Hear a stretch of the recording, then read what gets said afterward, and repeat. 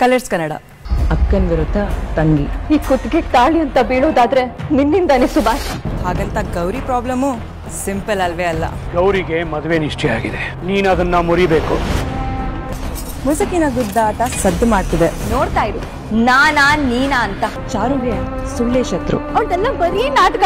ಕಣ್ಮುಚ್ಚಿ ಸುಮ್ನಿರೋಕ್ಕಾಗಲ್ಲ. ಈ ತರ ಎಲ್ಲ ಹೆದರ್ಕೊಂಡು ಬದುಕೋದಕ್ಕಾಗಲ್ಲ. I love you Vaish. Lakshmi ಸುಮ್ನಿರೋಳೆ ಅಲ್ಲ. ನಂಬಿಕೆ ಹೊಸ ಆಯ್ತು.